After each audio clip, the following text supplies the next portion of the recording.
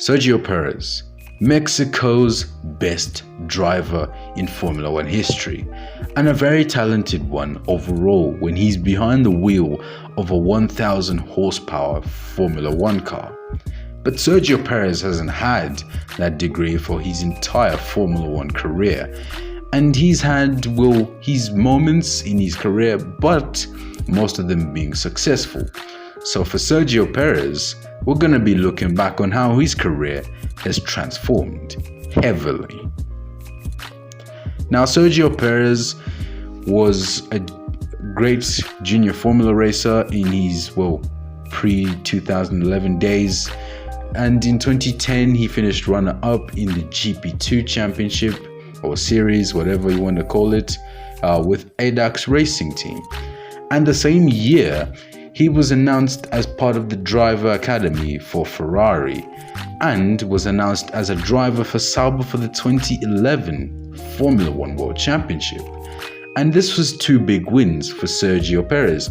And another big win was that he drove the 2009 Ferrari F60 around the Fiorano test track in Maranello, Ferrari's test track in case you don't know that.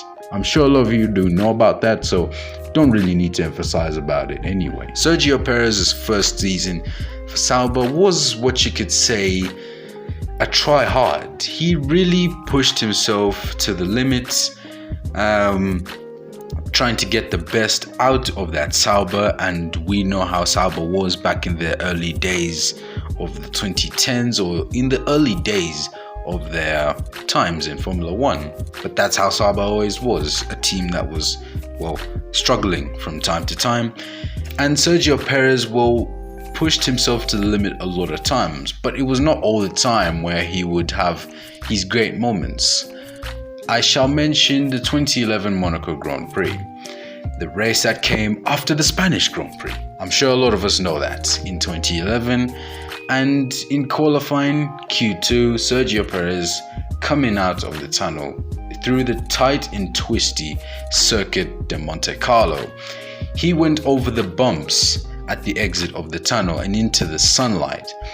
As he was just about to hit the brakes, Sergio lost control into the Armco barriers just on his right hand side and went into a Tech Pro barrier, a very vicious crash.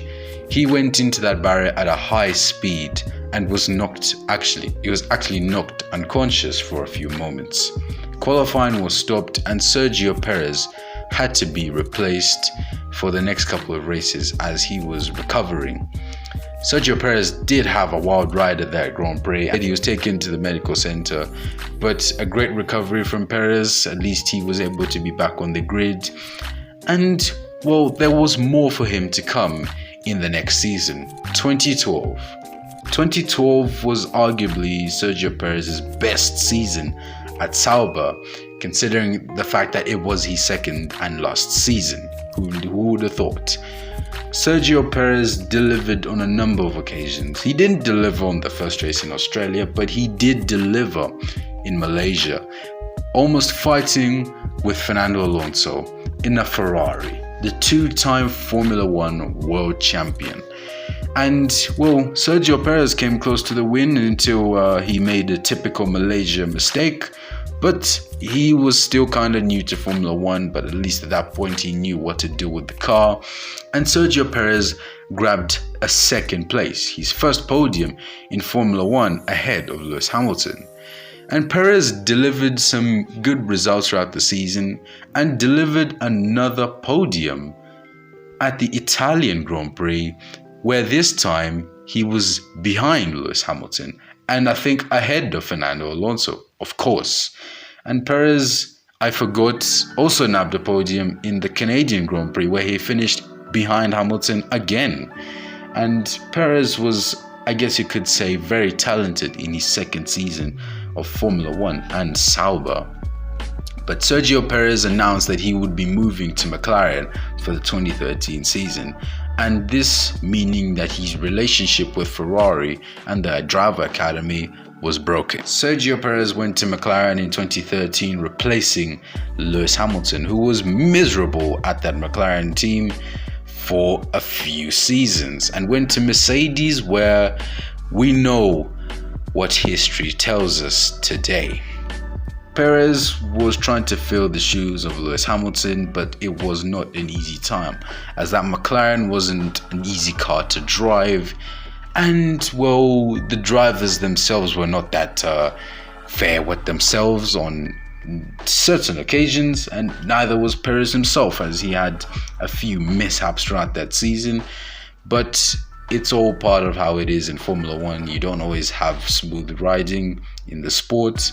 And then Perez announced that he would leave McLaren, and the next destination for him was Sahara Force India F1 team, where he would have a tricky start, but at the Bahrain Grand Prix, a race that had seen the two Mercedes battle and probably being the race of the season in 2014, Sergio Perez finished in third place to claim Force India's first podium since the 2009 Belgian Grand Prix, a historic day for Perez and for Force India. Perez, although, would not claim a podium again until 2015 at the Russian Grand Prix, where there was drama again, where Valtteri Bottas and Kimi Raikkonen, the two flying Finns, were flying a bit too much at turn 4 at the Sochi Autodrome, and Valtteri Bottas was sent into the barriers, while Sergio Perez passed Kimi Raikkonen, who had a damaged suspension from the contact. Perez finished third or second. I don't really remember that. He finished second because Vettel was ahead and behind of Lewis Hamilton, who won the race.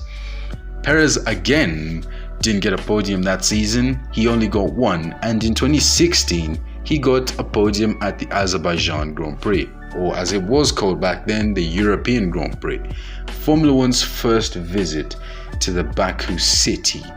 And well, it was a race won by Nico Rosberg. Yes, the guy that beat Lewis Hamilton in equal machinery.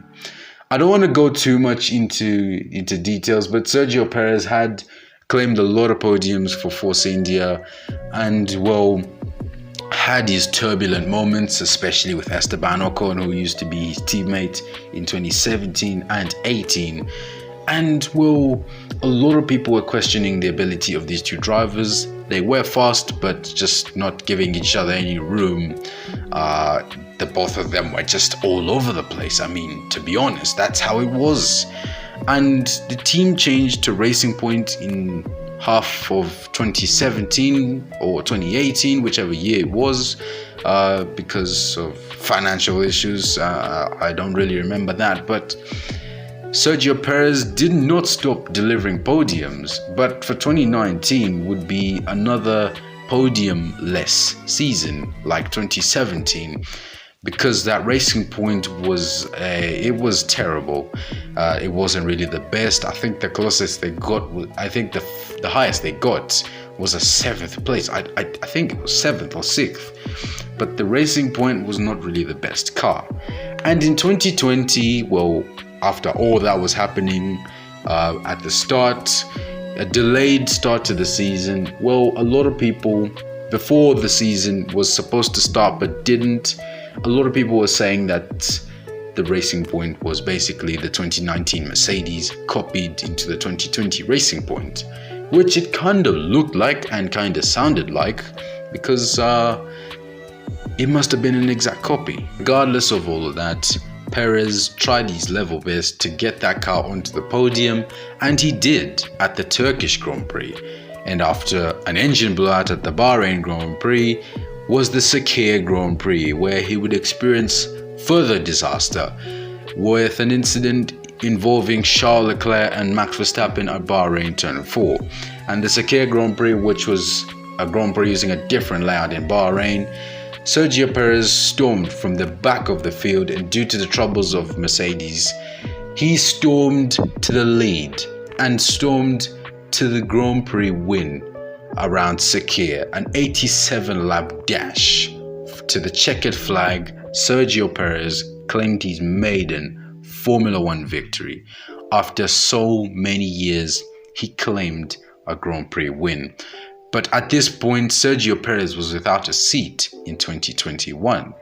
until the guys from Milton Keynes called him up and signed him for 2021, partnering the champion of that season, Max Verstappen. And Sergio Perez was kind of comfortable at Red Bull, despite a few mistakes throughout the season. But mistakes is just what helps you get better in Formula One.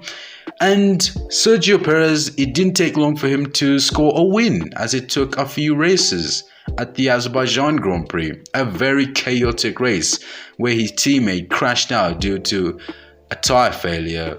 And, well, Lewis Hamilton tried to overtake him and then just something happened. We don't know. But Sergio Perez delivered a race victory ahead of Sebastian Vettel and then Pierre Gasly. I don't know if I've gotten the order right, but please correct me in the comments if I didn't. And Perez would have a number of podium finishes in 2021, including helping out his teammate in Abu Dhabi to claim the title, although that wasn't the biggest help he received, but we shall not talk about that. And in 2022, the current season which has just gone by, Sergio Perez delivered even more wins in the season. Perez with the RB18, a very dominant car, you cannot lie about that.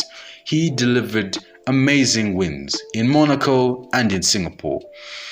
But the best win of Sergio Perez, I don't know if I could say Monaco, I don't know if I could say Sakir. It's hard to decide. Sergio Perez has had a lot of good wins, even though they're just 4.